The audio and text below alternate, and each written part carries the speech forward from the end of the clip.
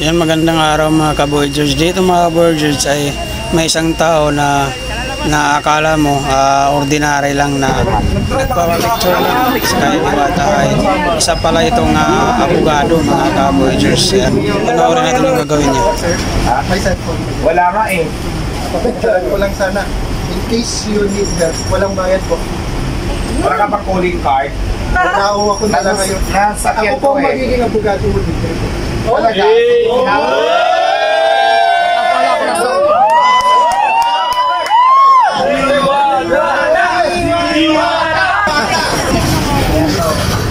Yan. Yan po yung message pa po. Hindi kaso natin sa mga nangaharas yan. Wala pa. Wala pa naman nangaharas eh. Tatawag lang si ma'am. Sige, salamat sila.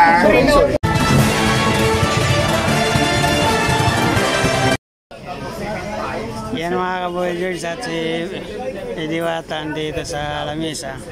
Habang yung mga sabi nila nakikigatas marami. Okay na, clean na Lord. Dito, mainit na. Marami naghihintay sa kay Diwata dito. Ito may tanong daw. Sige, ano yun? Ano yung masasabi? Isin mo. May mga nagsasabi ngayon na laos na daw yung Kasi Pisa, okay lang. Lahat naman nalalaos eh. Kahit gaano ka pa kasikat, artista ka mang politiko ka man, dumating talaga sa nalalaos. Normal yan, normal. Wala naman bago dun eh. Sanay sa hirap yan. Wala, normal yan. Lahat, wala pong career na natiling sikat. Lahat po ng career nalalaos talaga. So wala namang problema tayo. So pinaghandaan mo na idol? Hanggang-hanggang na tayo. Kung ano lang yung dumating, tanggapin natin sa buhay natin. Diba? Kailangan na maging kontento tayo kung anong mayroon tayo. Yan lang yun. Simple lang. Na-hold up siya kagabi. Ay, yung isang araw yun? Ano lang masasabi mo doon sa mga nagtitinda sa labas? Sabi nila, kung wala ka daw, wala daw silang pagkakakitaan. Proud daw sila kasi nakabili daw sila ng Maraming TV. salamat, diba? Dahil marami tayo palang natutulungan dito sa Diwata Paris. Hindi lang ako, pati yung mga paninda dito sa labas ng tindahan ko, natutulungan ko. So maraming salamat, proud, diba? Masarap sa pakiramdam, marami tayong natutulungan. May cellphone na daw sila, may damit. O diba? Salamat tayo, blessing yan ni Chan. Diba?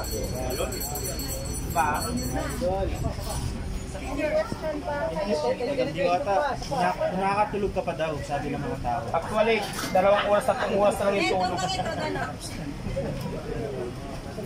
Pero siyempre kailangan din natin magpahinga minsan. Kaya nga minsan, pag magpahinga ako, hindi ako picture, hindi ako magpa-interview, nagtatago ako.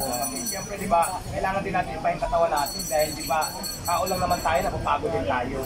Eh minsan, ibigay nyo din ako kasi hindi lang naman bagay yung hinaharap ko, hindi lang naman picture. Ang iniintindi ko din talaga yung business natin, yung talagang dapat rin. Kasi naman talaga ako businessman, ako businesswoman ako. Ay wala akong pakialam sa mga basher. Kasi unang-una, wala naman yung maitulong sa akin na mabuti. At saka hindi ko naman sila kilala para maipistuhan ako. Hindi naman na ako kilala talaga. Sa wala sila maitulong sa akin. Tuloy lang ang laban maganda.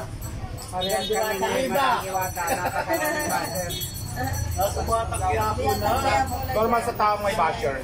Artista ka man, politiko ka man, negosyante ka man, kahit na ordinaryong tao ka lang, marami kang may mga basher. Kaya normal yan. Anong pakiramdam mo na si Vice Ganda nagbigay ng mga gamit sa'yo? Ayan, maraming salamat kasi di ba napapansin na tayo ng mga kilala sa industriya para bigyan tayo ng tulong. Diba? Malaking bagay yun sa akin. Saka yun si Mimi Vice, nagparating din ng mensahe na natutuwa niya sa akin, sa narating ko ngayon. Diba? Siguro kilala niya ako dati, napapanood niya ako. So maraming salamat kay Mimi Vice dahil nagbigay din siya, nagpakita siya ng suporta para sa akin. Ano yung mga ibinigay niya? Ano lang, lamisa, tent, saka upuan, mga bago. Diwata yung mga tinigitan ko dito. Saan napupunta yung mga... Ay kuya! Ay siyempre nga masabi ko, binili ko ng 2 lalaki, 3 lalaki. Idol! deserve ko naman yun, di ba? Tama yun, Idol. Saan tayo niligaya, di ba? Si Rosmando ay papunta sa Macy. Yeah, Miss 6 si Rose, abangan nyo dito alas 9 ng umaga. Magkakita kami sa tindahan at marami daw siyang pasabong. Sa palagay mo, ano kaya yung kanyang pasabog? Hindi naman kasi ako manghuhula, hindi ko alam. Baka may dalang mga libintador, pasabong. Pero hindi, abangan natin yung mga pasabong. Meron pa po, ilan daw po jowa nyo? Yung iba Ilan kumakain daw po yung jowa nyo? Bata, pwede makain sa pamigay ng tao sa Batang Quiapo. Ano na? Pwede ako makain sa pamigay ng tao sa Batang Quiapo. Ay, hindi po akong producer. Doon ako sa kahit wala tayong rights para magbigay ng mga extra doon kasi hindi naman ako doon yung producer ng ng show. Siguro Martin yung kausapin mo doon. Pwede po ba ako sumama lahat? Saan po? Saan sasama? Sa taping. Manonood lang po kami. Ay, hindi ko kasi ako allowed para magsama ng mga tao. Oo, hindi ako allowed. Siguro yung mga yung mga coordinator doon ang dapat yung kausapin hindi ako. Kasi wala tayong karapatan dyan para magsama. Nice. Sa Batang Quiapo, idol. Pulaw! Pulaw! Kaya si Kunting difference na din. Kasi di ba dati kung hindi ko nabibili yung gusto ko ngayon, may gusto ako nabibili ko dati. So yun, kung dati ako ang tinutulungan ay pag-print ko ngayon, ako naman yung nakakatulong sa mga kaibigan. So yun ang pinagkaiba. Dito ka nagtitinda ng taho, niloloko mo naman ako. May cellphone ka po, sir? Ha? May cellphone. Wala nga eh. Picturean ko lang sana. In case you need help, walang bayad po. Wala ka pang calling card. Nakuha ko na lang ngayon. Nasakyan Ako po ko eh. magiging abogado mo dito. Talaga? Akala ko na sa...